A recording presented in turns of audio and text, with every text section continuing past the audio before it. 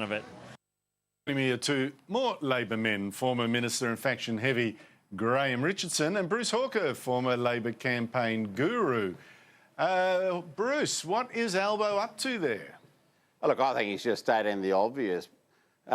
We do need to have a primary vote that's got a 4 in front of it to be, very comfortable. But having said that, Labor's on 52-48 two-party preferred, and that's a very solid number. They've just got to be able to keep it going for another couple of years, and that's the big challenge. The Greens with compulsory preferential voting are always going to back Labor in to get it into a very solid position. It's not the sort of problem Labor had 20 years ago. It does have it now. Its primary vote's never going to be as solid as it once was, but it's still going to be sufficient for it to win an election if they got 38% at the next election. That'd be my view. Yeah, Graham. Well, Graham, do we go with that view that given politics today, 38-39% is all right? Add the Labor vote, Labor's well ahead. Or do we take up that Albo view? Why isn't Labor doing better? Well, I mean, I don't think anyone loves Bill Shorten. I mean, that's pretty obvious. They don't hate him, dislike him in any sense, but they don't warm to him either. So I think that's one reason. But I think primarily, we haven't done better than 39, I think, in the last 5-6 elections. We struggled to get much of a run beyond the 39%. 39%, by the way, was what we got when we won the 1990 election. And people considered it very low then. It's still very low, but that's where Labor is. The Greens have carved out 10 to 12% for themselves, and that's a very, very hard thing to break. It's an impregnable wall, and so you're not going to get any of those, or very many of them. So what you have to do is just compete in the marketplace for what's left.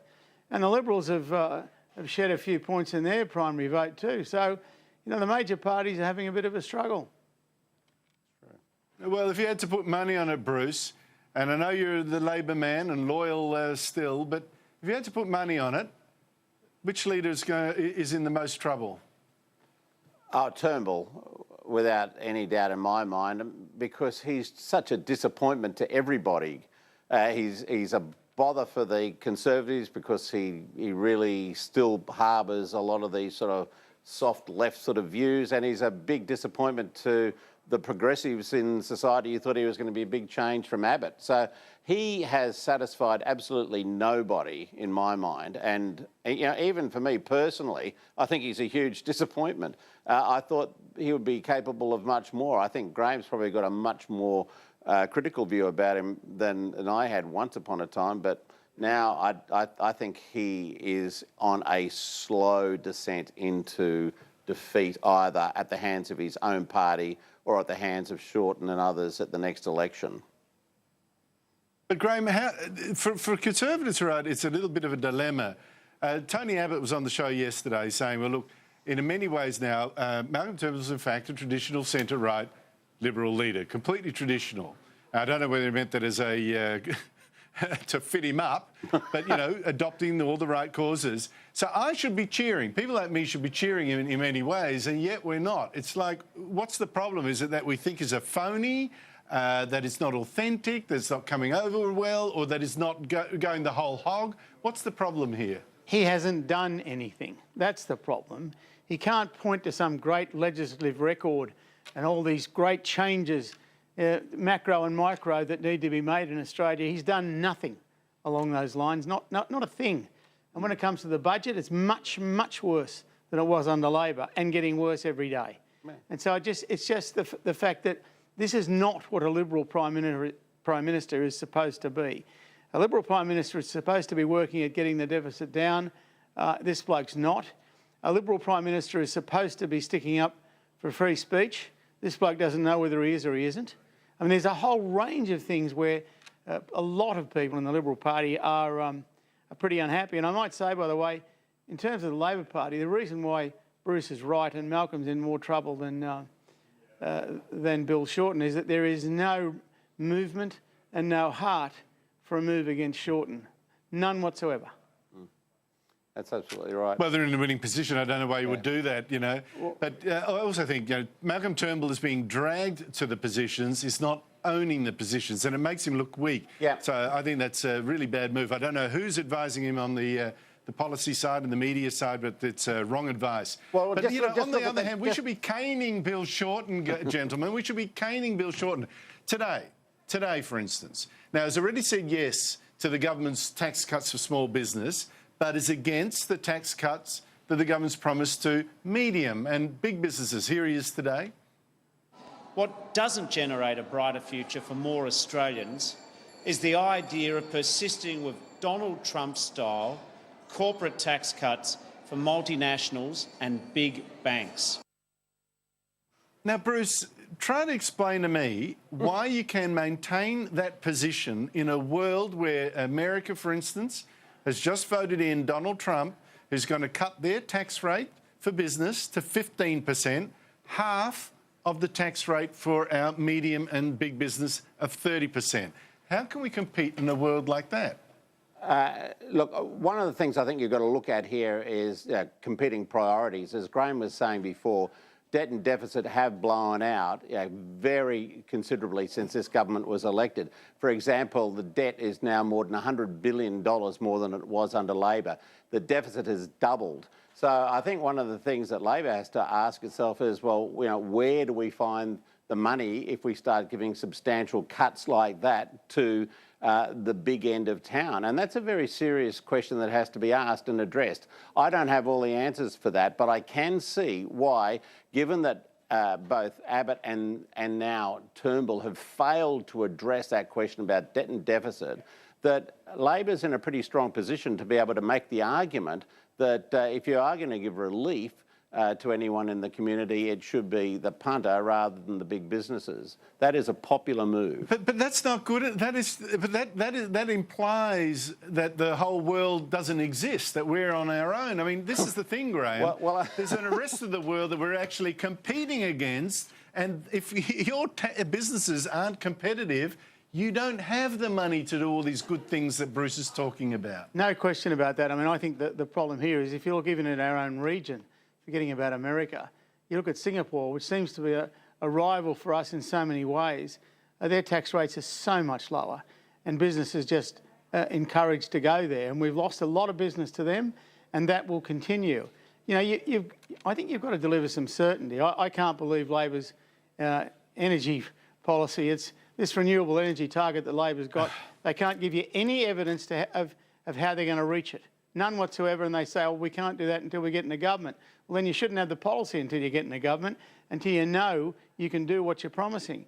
So I think there's a whole lot of muddling going on here. I just think that both parties don't really know what they're doing. I think we're drifting a lot here in Australia. We just have to hope the ship doesn't hit the rocks because there's no one at the tiller. Graham, I'm afraid you're right. Bruce, the whole point is too, you know, and I'll play you a little grab. This is not what Bill Shorten was saying only 5 years ago, right? Here he was then saying that tax cuts, and he was right, tax cuts were good for economic growth. Have a listen. Cutting the company income tax rate increases domestic productivity and domestic investment. More capital means higher productivity and economic growth and leads to more jobs and higher wages. Now, Bruce, tax cuts, growth, productivity, more money, handouts for everyone. That's how you do it. And as I said before, you know, the debt has blown out by $100 billion since then. Deficit has doubled since then. That is the problem that they're having to confront. You have to make some hard decisions about where you're going to actually save money. And, you know, the government's not doing it. Certainly the opposition, it doesn't seem to be under any pressure to do it either. But if you start giving huge cuts to the business community, and there may be very good arguments for it, politically it becomes a very difficult exercise when you start stinging people who are just on weekly wages in order to do that. There's only so much money to go around, and that's a problem that Malcolm Turnbull has got to deal with, is refusing to deal with, and that's part of the reason why I think that the electorate is very disappointed with him, because they're not seeing any leadership on those issues from a man who is a politician and also a businessman. You know, I'm not saying that this is a perfect situation. Any farmer listening to you now, Bruce, any farmer listening to you now knows the trouble with your argument. It's like saying, I'm hungry now, a bit peckish now, I'll go out and I'll eat the hens that lay the eggs. I'll eat all the brooding hens. You know, I don't care that I'll have no food tomorrow. Sure. I mean, it's just ridiculous. Okay. You can't slaughter the economy now because you can't be making the sacrifice. It's just ridiculous. But where is the government going to make the cuts? That's the issue. It's not about what Labor is saying on the sidelines. Cut now or be cut hard later. But they're not doing it, are they? Well, they're you not want a doing list? it. I have a list for you. They're not doing it. I'll publish it. They're doing none of those things. No, that's true. And that's where the problem lies. They're the government, and they're not doing anything because they're scared. This comes back to what Graham and I were saying before. That doesn't excuse Labor's vandalism. But you've got a scared Prime Minister on your hands here who refuses to do anything. And that provides Labor with a perfect opportunity to snipe from the sidelines. Okay, yeah, but all right, so we've got timid on one side and Wrecker on the other. Great. Graham, well, that might be what that's not the first time that's ever happened in politics either, I can tell you. Yeah, well, look, unfortunately there's other horses in the race now and they don't have to pick either of these two guys. Big change. Maybe. Graham, Gillian Triggs, Malcolm Turnbull saying, right, I'm not going to renew a term as president of the Human Rights Commission. Yeah. Wouldn't explain why. Didn't make it, he didn't own it. It was like he sort of announced it out there, didn't say why. Should Turnbull have really gone for her, made an issue of it, or indeed have scrapped the whole Human Rights Commission thing and made that, my God, that would have been an issue we'd have talked about for weeks, and people like me would have had no option but to get right behind him. I don't understand why he didn't come out and give her a proper serve. The government seems very reluctant to do that. I mean, Dutton's done it and Brandis has done it. But the Prime Minister just says, oh, I think we'll get rid of her next year. We just won't reappoint her, but I don't want to go into detail. What he should have done was give her a proper spray for the lies she told at least twice before parliamentary committees and just got right up her for the rent. That's what I'd have done. I'd have given her a giant serve. I'd have said, I'll make it my mission to get rid of this woman. But he didn't do that. He's always, it seems to me when he makes these decisions, if I can use a crude term, he's always half-assed. He just doesn't have a real go. Yep. No, look, you're spot on. You're absolutely spot on. And, you know, it just makes him look so timid. Makes him look so timid. Own it and realise that if you're criticised for it, if you're criticised for this, that's advertising. You dominate the discussion and he's just scared of being criticised. Graham Richardson, Bruce Hawker, thank you so much for your time. Bye, Andrew. See you soon. See you later. Hang on, because David Spears is next, and after him, Paul Murray.